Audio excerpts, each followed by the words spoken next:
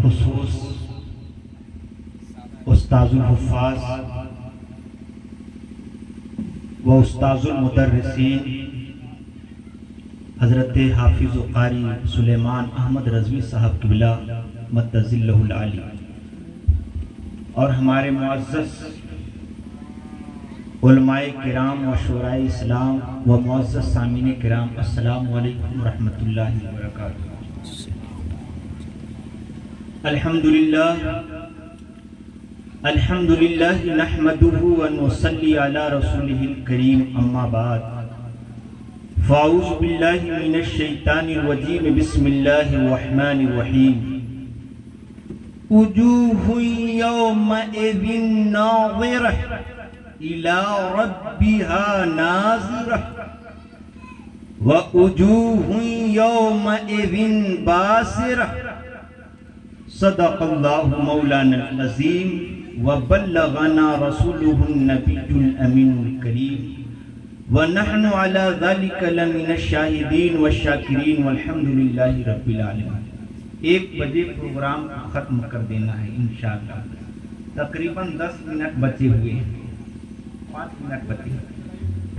Time हो जाएगा, इशारा कीजिएगा, मैं ख़त्म कर दूंगा।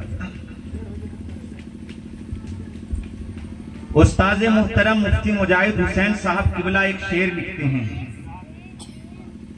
वो फरमाते हैं कि बादे खालिक शाहिदी को सबसे बरतर देखते,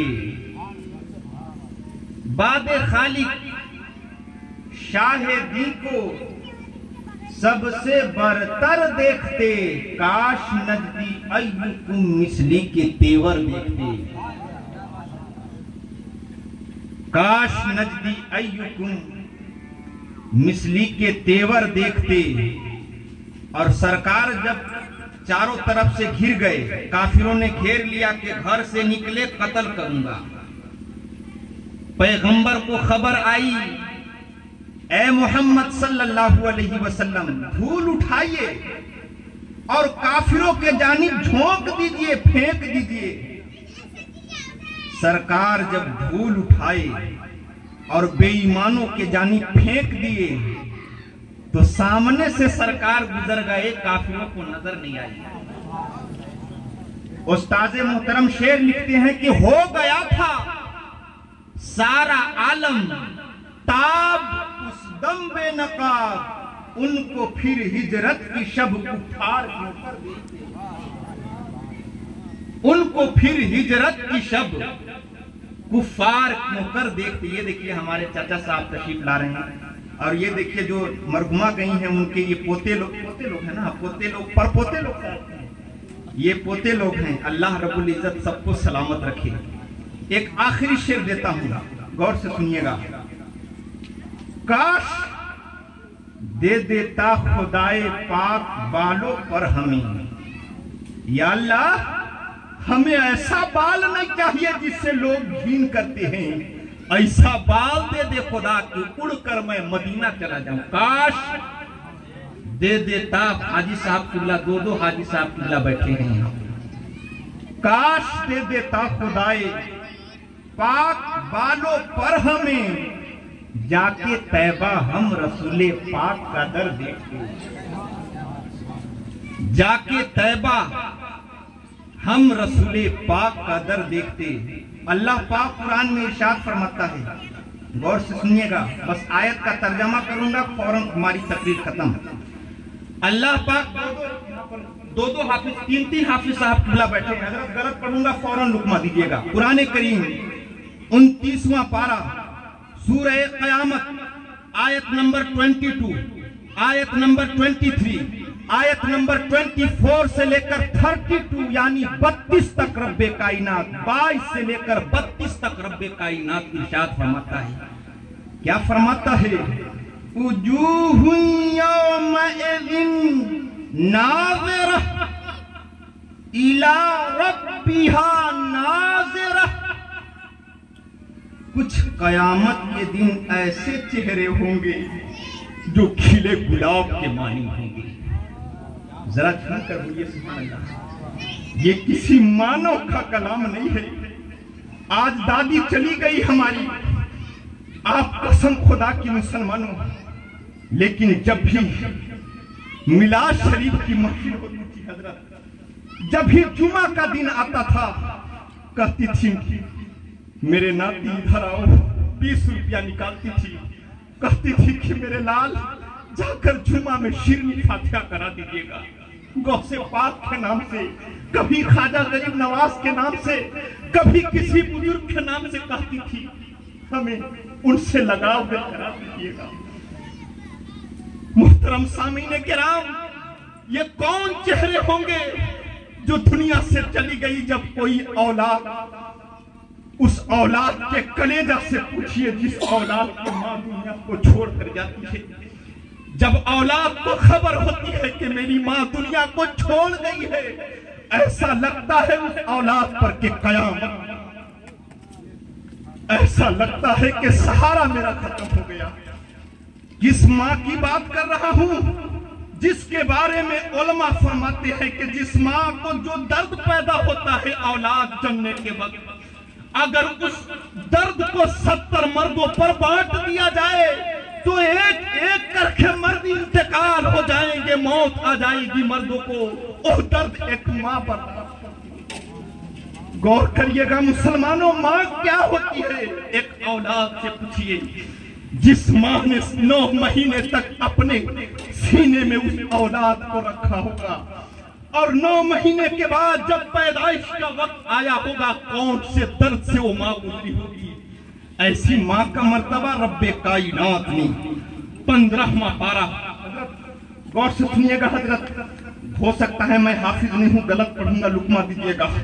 उसी मां के बारे में अल्लाह ने 15वां पारा सूरह बनी इसराइल आयत नंबर 23 में अल्लाह फरमाता है, याद रखना माँ की कदर करने वालों, माँ के साथ ना इंसाफी मत करना। वक़ज़ा रब्बुका अल्ला ताबुदू इल्ला इज्जा, फैसला है तुम्हारे रब का, पूजा करना तो केवल रब की पूजा करना।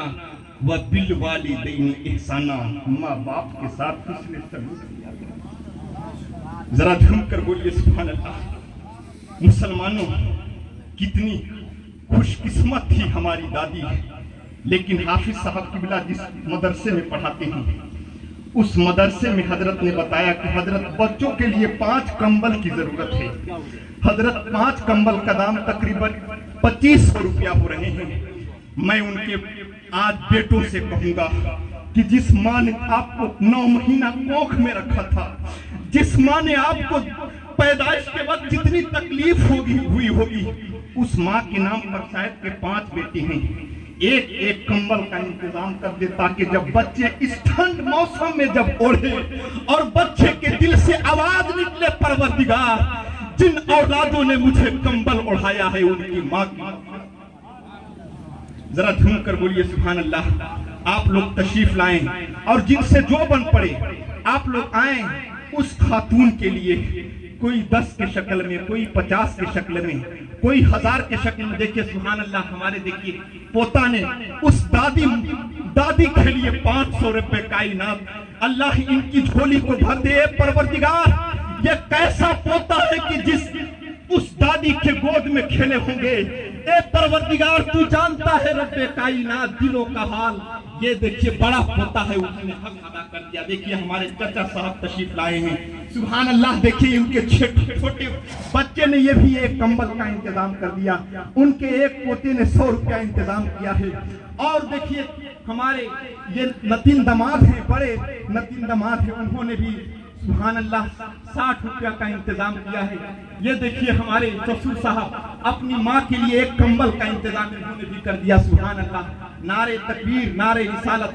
अभी सलामत चचा की जानिब से 100 रुपया आया है, लेकिन इंशाअल्लाह 400 एक कंबल का दाम जरूर मिलेगा। सुभान अल्लाह। जरा झूम कर बोलिए सुभान अल्लाह। इंशाअल्लाह हाफिज साहब किबला आप मुबारक हाथ से पकड़िए और कह के जाइए कि जिन औलादों ने अपनी माँ के लिए दुनिया में कुछ किया हो या हो ना किया हो, दुनिया जहान को बता दिया कि जब माँ के नाम से मांगा जा रहा था, एक कंबल हमने इंतजाम कर दिया। सुभान अल्लाह।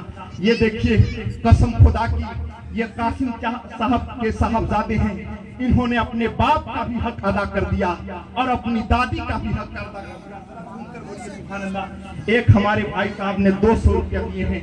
ए रब्बे कायनात दुआ करता हूँ, चलिए हाथ उठाइए दुआ के लिए। और जो खातून हमारी जो जितनी भी सास हैं वो भी अगर उस दादी के लिए अगर कुछ देना चाहते हैं, कादिर आप अंदर चले जाएं। कोई अगर खातून अपने उस दादी के लिए देना चाहती है, सास के लिए देना चाहती है, तो आज हाफिज साहब किबला आए हुए हैं जो बच्चों को हाफिज कुरान बनाते हैं।